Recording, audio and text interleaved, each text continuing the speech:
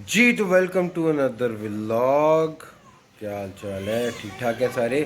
कुछ काम थे वो करने के बाद आके अभी जो है वो स्टार्ट किए, क्योंकि मुझे ऐसा फील हो रहा था कि हर रोज़ एक ही जैसा व्लॉग हो रहा है, यानी कि सुबह उठते हैं और उसके बाद फिर दोबारा से सोते हैं।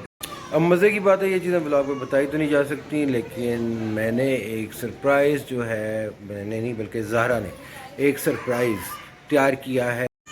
मेरा ख्याल से छोटी का पैम्पर चेंज हो रहा है और वो शोर मचा रही है और वो अपना एहतजाज रिकॉर्ड करवा रही है। रोशनियाँ मुबारक हों। और अब जो है वो ब्लॉग करते हैं शुरू। चलते हैं फैमिली को देखते हैं क्या हो रहा है। ये देखें, ये पोला जो है वो आराम से सो रहा है, लेटा हुआ है, आराम कर रहा है। गुड मॉर्निंग मेरी जान, गुड मॉर्निंग मेरी सनशाइन। हम दोनों छुप कर लिया ब्लैंकेट के अंदर, कोई नहीं छुप ले रहा। ओह माय गॉड, आपके पास तो उधर कोई भी नहीं आया। इधर तो देखो। अच्छा, ऐसा हुआ था। वो छोटे ब्लैंकेट से साले के साले। ओके, ये मेरी छोटी सी दुनिया है। मेरा पोला, पोलू, कैसे हो यार? कैसे हो? नहीं ठीक है, कह रहे नो। How was your day? कैसा दिन था? अच्छा था? अच्छा था। गाइस को हेलो नहीं करनी? हेलो गाइस, आप कैसे हैं? और आप कैसे हैं? सुबह से क्या किया मेरी जान ने? क्या की, जल्दी से बता दो। बहुत शरारती, बहुत शरारती गाइस, ये बच्चा बहुत शरारती है और ये गुड़ खा खा के इसको पोटियां लग जाएंगी।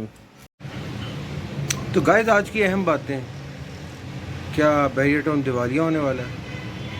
सोशल मीडिया पे खबरें चल रही हैं।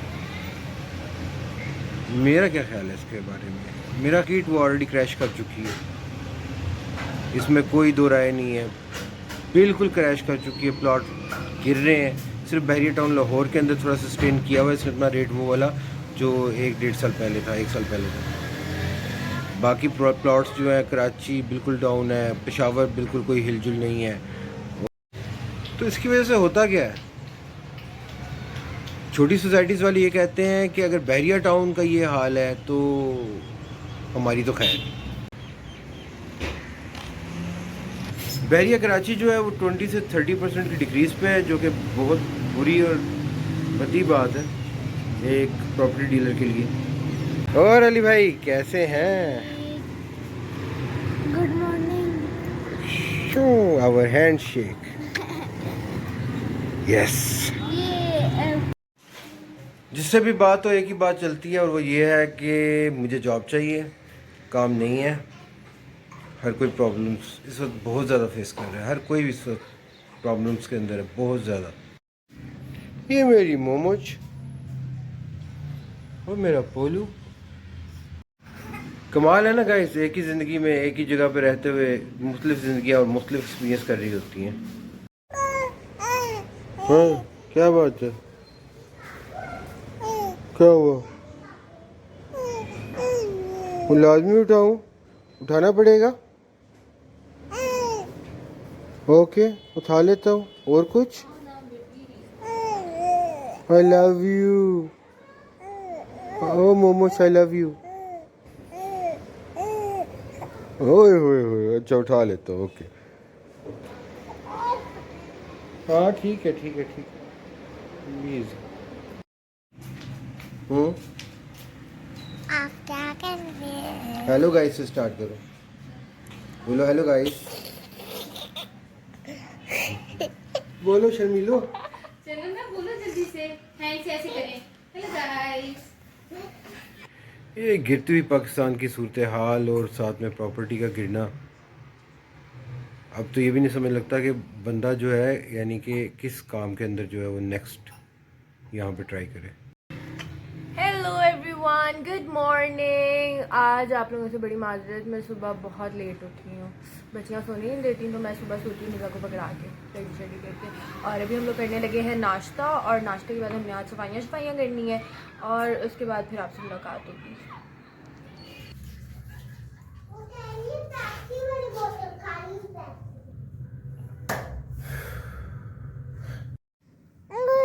हाँ, बहुत मज़ा आ रहा है।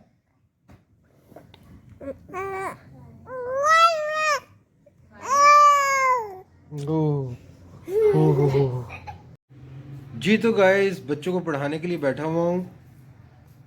अली से जी होमवर्क करना भूल गया था अपना, इसको अभी करा रहा हूँ। मज़े हैं इसके। ऊपर बेशर्म हंस रहा है। भूल गया था हाँ मुझे भूल। याद बस ओके हाँ और बाकी तुम भूल गए थे हाँ कि ये पूरे का पूरा जो है स्पेलिंग याद करने और लिखने हैं, है ना? और सुनाने हैं जी अभी आप बैठ रहे हो पढ़ने के लिए फिर? गुड। अभी क्या?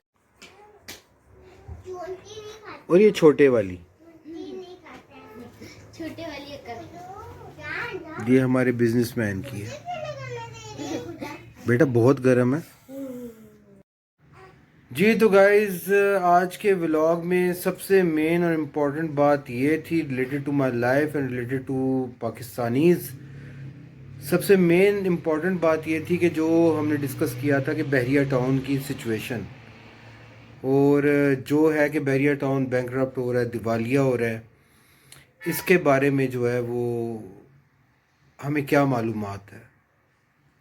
क्योंकि हम लोग फील्ड में हैं, बहरिया में रहते हैं, बहरिया का ही काम कर रहे थे सबसे ज़्यादा, तो काफ़ी ज़्यादा जो है वो अंडरस्टैंडिंग है कि क्या सिचुएशन है। हमें आने लग गए कि मलिक साहब जो हैं वो पाकिस्तान में नहीं है और बहरिया जो है वो प्रॉब्लम्स में आ गया है। ये सारे का सारा जो सिनेरियो था ये काफ़ी ज़्यादा टेंशन वाला था मेरे लिए। और जबकि इस टाइम पे फुली जो है वो रॉक बॉटम जो है वो लगा हुआ। इन चीज़ों में कितनी सच्चाई है ये तो एक रियलिटी है कि सच्चाई है, और ये रियलिटी है कि बहरिया पिछले 2-2.5 साल से बहरिया टाउन में बहुत ज़्यादा इस तरह की प्रॉब्लम्स देखी जा रही हैं, ख़ासतौर पे 1.5-2 साल से, जिनको देख के लगता था। क्योंकि और इसकी मैं वजह आपसे ज़रूर डिस्कस करना चाहूँगा कि आम इंसान के लिए क्या टेंशन रही है।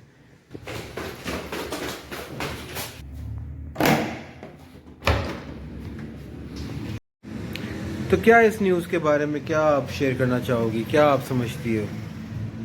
मुझे लगता है लिटरली जो आई फील लाइक कि जैसे अभी सेक्टर जी आया, सेक्टर एच आया, अभी तो नहीं, यानी 1 साल 1.5 साल इन बातों को हो चुका, पिछले रमज़ान से पहले की बात है, वो आया तो लोगों ने बिल्कुल इसी तरीके से जो है वो इसको देखना शुरू किया कि बहुत सक्सेसफुल प्रोजेक्ट है लाहौर का बहरिया टाउन। तो इसी को देखते देखते जो अच्छे वक्तों में जो है किसी ने 30-35 का प्लॉट लिया हुआ था, अब वो 1.5 करोड़ से ऊपर का प्लॉट है। तो लोगों ने जितने खुले दिल के साथ इन्वेस्टमेंट्स की उसका उन्हें रिस्पांस नहीं मिला।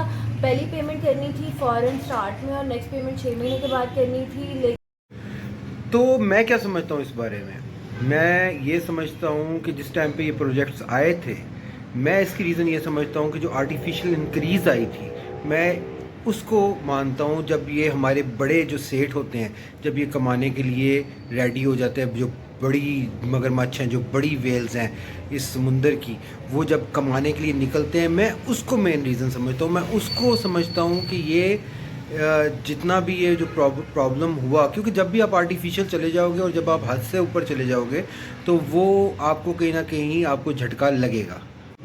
जैसे कि 1 साल के अंदर 1 करोड़ का प्लॉट 1 करोड़ से बढ़कर 2 करोड़ 2 करोड़ 10 पे पहुंच जाना, ये एक बहुत बड़ी आर्टिफिशियल इंक्रीज़ होती है। पर मंथ ये 7-8 लाख रुपए की इंक्रीज़ होती है, और उस टाइम पे लोगों का पागलों की तरह डालना, क्योंकि गवर्नमेंट ऑफ पाकिस्तान ने ये अलाउ किया हुआ है कि ये आप जब प्रॉपर्टी ख़रीदते हो तो वो आपको नहीं पूछेंगे कि वो पैसा कहाँ से आया है, आप अपना पैसा पार्क कर सकते हो प्रॉपर्टी के अंदर। तो वो फिर लोगों का जो अगर 10 करोड़ हकीकतन अगर वो वाइट होके 7 करोड़ बन जाए तो लोगों को प्रॉब्लम नहीं होती, और वो फिर पार्क करते जाते हैं। एक ब्लैक होल खुद दिया जाता है, एक जिसके अंदर यानी कि आप इजी हो, एक साइड से जाएगा पैसा, दूसरी साइड से वाइट होके निकलेगा। जी तो उस आर्टिफिशियल इंक्रीज के अंदर ये गेम चल रहा था कि जितना पैसा अंदर आता था उतना वो रेट बढ़ता जाता था। हमें इवन कई बार ये पता होता था कि इस ब्लॉक के बाद, और ये खाली बहरिया टाउन की स्टोरी नहीं है, ये टोटल चेन रिएक्शन होता है, जिस टाइम पे इस तरह की कोई भी गेम चले चेन रिएक्शन होता है। ये टोटल पाकिस्तान की कहानी है उस टाइम पे कि हमें ये पता होता था, हम बहरिया में काम कर रहे थे, हमें यहाँ पे ये पता था कि आज अगर ये जगह ये ब्लॉक चल रहा है तो आवाज़ें आने लग जाती थी कि नेक्स्ट ब्लॉक अब वो वाला चढ़ेगा, जिसका 10 मरले का प्लॉट 70 लाख का है, नेक्स्ट वो चढ़ेगा। जब वो अंदर आके इन्वेस्टर एक साइड से इन आता था, एक साइड से आउट जाता था। जब वो आउट जाता था तो वो जगह तकरीबन 1 करोड़ 30 पे छोड़ के निकलते थे एक राउंड के अंदर। एक डील बहरिया की आई, उसका मैं बताता हूँ। बहरिया ने 48 लाख रुपए का वो प्लॉट निकाला 5 मरले का, और ये ट्यूलिप नहीं सॉरी, ये आलमगीर एक्सटेंशन की बात बता रहा हूँ। और फर्स्ट हैंड जो थे, जो मेन इन्वेस्टर्स थे, उन्होंने वो निकाला 52-53 का। जो सेकंड हैंड थे इन्वेस्टर आगे, उन्होंने वो 55-56 का निकाला। हमारे हाथ में वो 56-57 का आया, 58 का 59 का वो आगे बिक रहा था। वहाँ पे उसकी ट्रेड हुई, उसको बेचा गया। वो फाइल्स थी उस टाइम पे, तब तक तरक्याती काम स्टार्ट हुआ था, ऑन ग्राउंड थे, या ये सब कुछ ऑन ग्राउंड था, लेकिन कंप्लीट नहीं था। राइट, बैलेटिंग हुई थी, आगे जो है ऑन ग्राउंड। अब उधर से क्या सीन होता है कि वही जो है वो आगे जाके 20 दिन 25 दिन के अंदर वो चला जाता है 70 समथिंग पे, 68 70 72 यहाँ पे। लोगों ने जिन्होंने लिया था वो तो थाम के बैठ गए थे कि नहीं अभी तो हमने इसको, और कई लोगों ने उसको सेल कर दिया, और जिन्होंने उसको सेल किया, जिन्होंने लिया था 70 का, वो आज तक 72 75 का ही चल रहा है। और अभी उनको ऑफर्स आ रही होती है कितने की, 68 67। तो इस तरह की एक आर्टिफिशियल इंक्रीज के अंदर, क्योंकि अब ये मैं किसी के खिलाफ बात नहीं कर रहा यहाँ पे, ना बहरिया के ना किसी और के, ये पूरे का पूरा सिस्टम ही इस तरह का है, जो कि हमें भी जाके काम करते करते समझ में आया कि हो क्या रहा है। जो मेन इन्वेस्टर होता है, जिस तरह से बहरिया टाउन, उसका मेन जो प्लेयर होता है बहरिया टाउन, उसके नीचे होते हैं इन्वेस्टर्स। वो इन्वेस्टर पहले ही मलाई उतार लेते हैं, बिल्कुल दूध देने से पहले मलाई उतार लेते हैं। जिस तरह उनको अगर 48-47 का प्लॉट मिला है, उन्होंने ऑलरेडी हर प्लॉट में 4-4 लाख 3-3 लाख ऊपर रख के आगे वो प्लॉट निकाल दें। आगे वो प्लॉट निकलेंगे उनसे हल्के वाले इन्वेस्टर्स के पास। पहले यानी फर्स्ट हैंड इन्वेस्टर समझे 5 करोड़ वाला है, सेकंड हैंड इन्वेस्टर जो सेकंड हैंड पे आता है वो है तकरीबन 2 करोड़ 2.5 करोड़। उसके बाद फिर आ जाते हैं जब जहाँ पे लाखों की बात शुरू होती है। लाखों वाले बेचारे वो होते हैं 2 प्लॉट ले लिए, 3 ले लिए, आगे बेच दिए, ठीक है ना। उनके तक आते आते चीज़ ऑलरेडी इतनी महंगी जो है पहुंच चुकी होती है कि उसके बाद एंड यूज़र के पास आती है। वो एंड यूज़र बेचारा कौन होता है? जो पाकिस्तान में चलता है, हर कोई एंड यूज़र अपने इस्तेमाल के लिए चीज़ नहीं लेता। वो ये लेता है कि आज मैंने लिए, चलो ठीक है, कल को इसके पैसे बढ़ जाएंगे। हाँ, लेके छोड़ दिया है बच्चों के काम। जब उसने 30-35 लाख 50 लाख दिए, 60 लाख दिए, और तो उसको पता चले कि अब 1 साल 1.5 साल के बाद भी मेरी जगह का वही रेट है, उसको कैसा लगेगा? आर्टिफिशियल इंक्रीज जो है एक दिन ये हमें ही काट लेगी, हम ही लोगों को, क्योंकि आम इंसान के हाथ से घर निकल चुका था। उसके बाद फिर गिरती हुई मईशत, और प्लस साथ में गवर्नमेंट के चेंज होना, उसके बाद धरने, इन सब ने मिलके वो कॉकटेल पैदा किया, जिस कॉकटेल के बाद गेम हाथ से निकल चुकी बीच में गवर्नमेंट का 1-2 दफ़ा आना जाना चेंज होना, ये बहुत बड़ी बीच में पंजाब का कई महीने कोई वालियो वारिस होना ही नहीं। बिल्कुल बीच में चंद लोगों का आना और चौधरीज का आके अपने वो प्रोजेक्ट्स की मंजूरियां देके और ग्रांट्स निकलवा के खुद निकल जाना, ये भी एक पॉइंट है।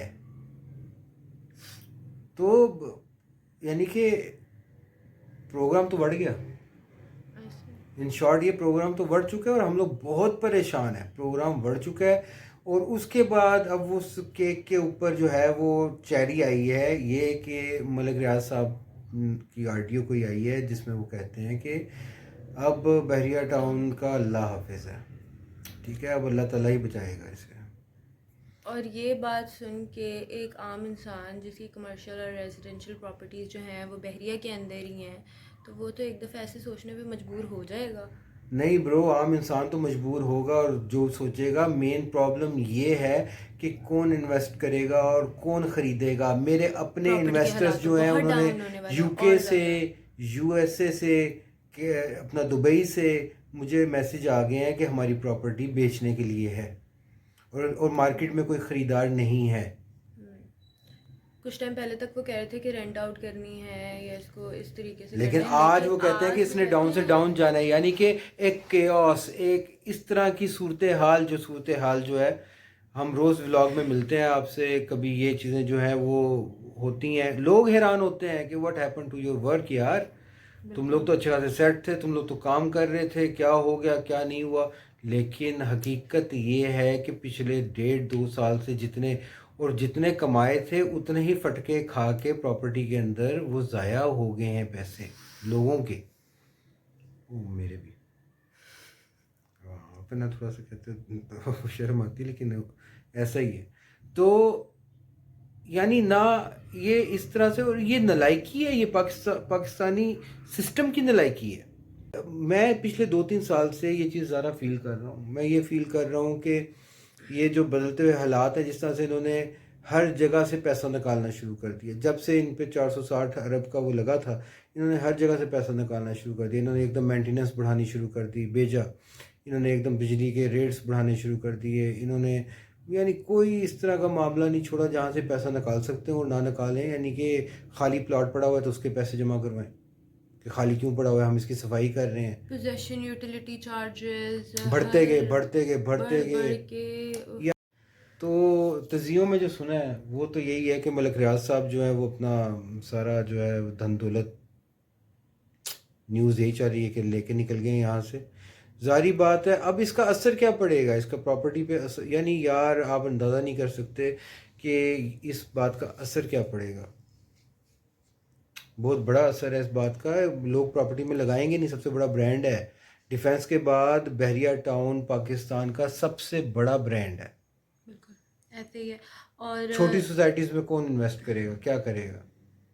आज तो मैं भी ये सोचता हूँ कि बेहतर यही है कि भाई बंदा जो है वो, यानी इन्होंने वो तरीका मचाया कि एक जो ग्रीन लैंड है ना, 80 लाख रुपए वहां पे मांग लेते हैं रोड के करीब, और कनाल हो तो कभी 50 लाख का एकड़ आ जाता था। और ये अपनी ज़िंदगी की बात कर रहा हूँ, अपनी ज़िंदगी की, तो काला शाह काकू पे तो 7-8 लाख का एकड़ आता था ग्रीन लैंड के अंदर। तो अब शादी जिनकी प्रॉपर्टीज़ हैं यहाँ पर बहरिया में, जो पोजेशन होल्डर्स हैं या जिन्होंने ऑफ ग्राउंड इन्वेस्टमेंट्स की हुई हैं, तो अब उसका क्या असर उन लोगों पे होने लगा। और कबल अज वक्त है ये बात कहनी, लेकिन असर तो ये होगा कि उसकी रेट्स डाउन जाएंगे। लेकिन रेट्स, एक आम बंदा तो बैठ गया था, वो मेरा रेट डाउन चला जाएगा, यार ये तो हमें ऑलरेडी पता है कि बायर ही नहीं है मार्केट में। बिल्कुल। तो वो बंदा तो फिर रुल गया जिसकी पूरी ज़िंदगी की कमाई जो थी वो बहरिया टाउन में एक घर या एक दुकान या एक इस तरह की चीज़ थी। अगर उसमें लॉ वो रेट की रेंट खाएंगे नहीं। इस टाइम पे मेरा मशवरा ये है कि भाई ये जो कुछ भी हो रहा है, कोई प्रॉपर्टी जो है सेल ना करो, चुप करके बैठ जाओ।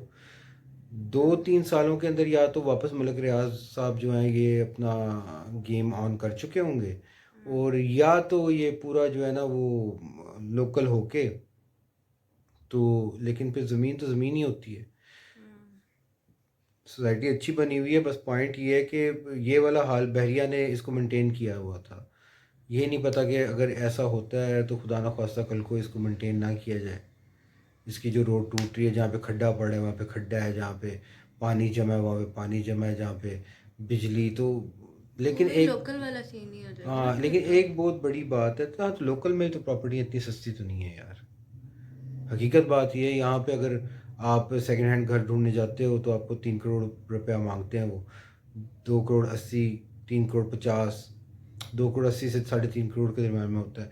कहीं आप और भी जाओगे नॉर्मल जगहों पे तो वहाँ पे भी तकरीबन यही है। ये है कि 3.5 करोड़ नहीं, वो 2.5 करोड़ होगा या 280 होगा। जिसका यहाँ पे 3.5 मांग रहा है उसका 280 होगा। तो ये है कि, लेकिन वो जगह तो अपनी रख लेती है ना वैल्यू। ज़मीन की तो वैल्यू। हाँ, प्रॉब्लम उसके लिए जिसके पास फाइल्स है। कराची की एनओसी, यकदम कराची की एनओसी पे बात होगी तो कराची की एनओसी कैंसिल हो गई है।